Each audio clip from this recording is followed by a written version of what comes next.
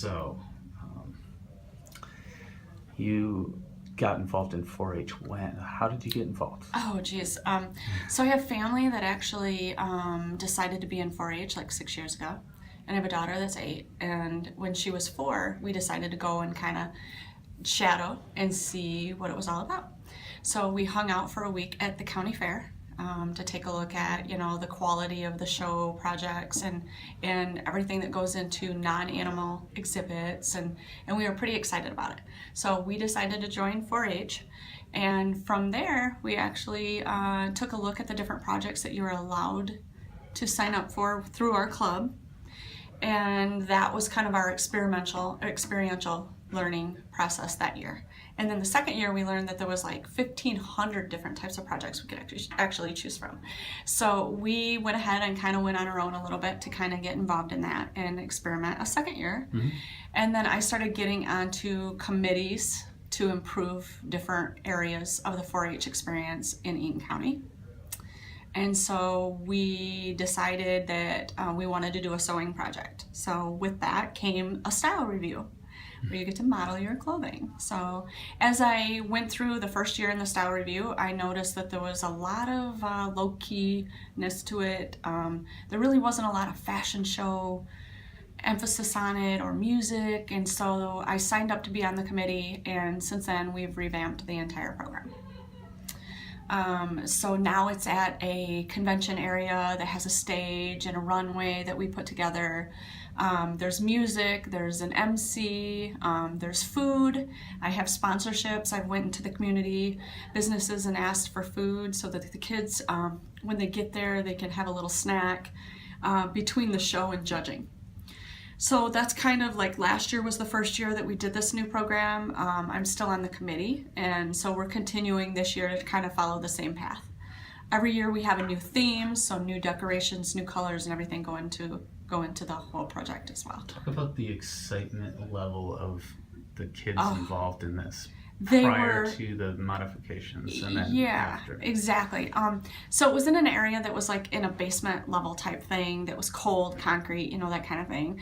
And when I first started in the style review committee meetings for the next year, I thought that I would bring up, opportunity for change. We also brought in some of the senior level 4-H members that had already been in the style review for at least 3 years. And they gave us a lot of feedback. So the students themselves as 4-H members, as high school students, brought their feedback. And one of the biggest things was they just did not like the venue itself. Mm-hmm. They needed to feel like they were more important. Their friends that weren't in 4-H weren't that excited about coming to their style review because of the location of where it was. And there was just no excitement to it at all. So last year when we put this whole thing together, we didn't really share everything that we were going to do except for the location change. And so when they all walked in, they were just ecstatic. We even had one boy actually join the style review and make his own hunting vest. And he was just grazing over the pizza. He couldn't even believe that we were, like, he could be with all these girls and then eat pizza too. So they had a great time. And then afterwards, we evaluated how the show went. Mm-hmm. We made a few changes in terms of the audience and when they can actually be present, because we've determined that it's better to do judging without an audience. And last year we let the audience be present before the show, because there's like a pre-show for the judging. One of the other things we decided to add was concessions. So if there are audiences that show up early before the show during the judging that's on the other side of the wall, we can actually keep them busy and actually start funding a bank for our style review so that we'll be able to be sustainable at some point to host these shows without needing all of the community sponsorship.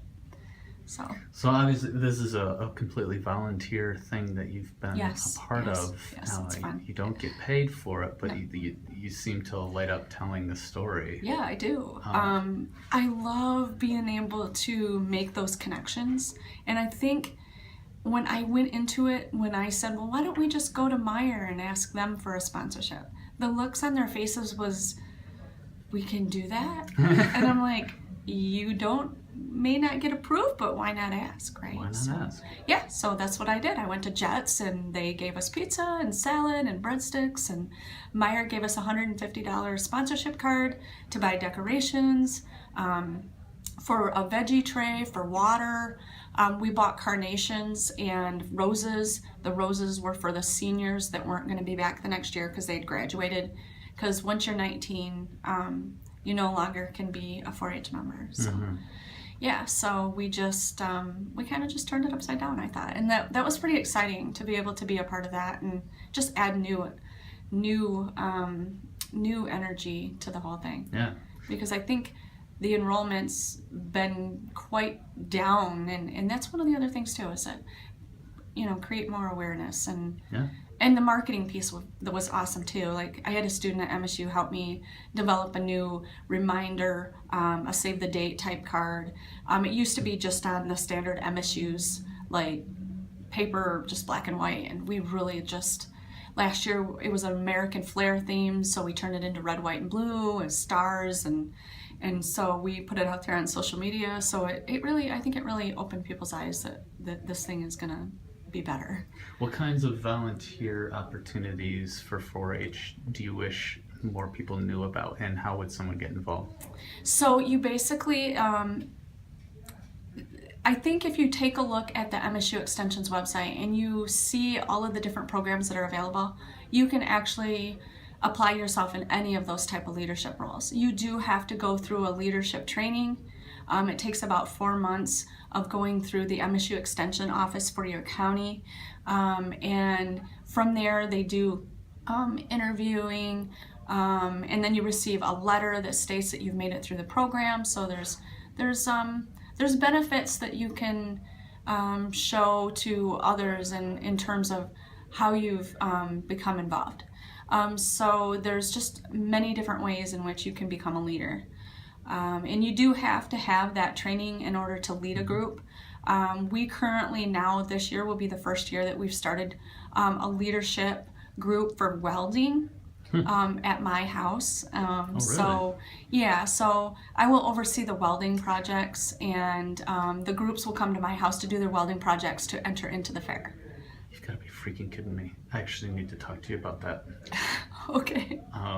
For a recent inquiry about welding Okay. need for an art project for Jackson Young professionals. They're looking for somebody to weld to help Okay. create an art piece. And Jerry has a nephew too that is really into the ornamental art, welding, big time. The art is his thing. Okay, really? Okay. Yeah, we're in the industrial side. So. Gotcha.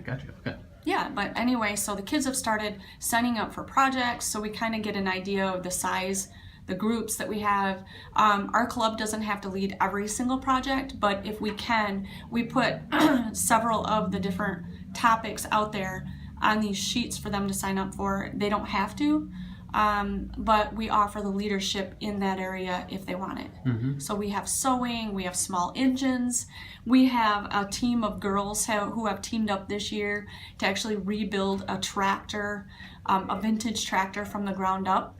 And they're going to enter that in the fair this year. And that will actually be in our booth inside the building once the project is complete, so it can be on display all week at the fair. They have judging down at the fair one whole Saturday where you bring in all your projects.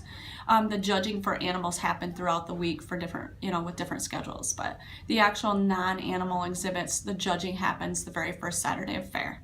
And so ages 9 to 19 actually get judged on their projects.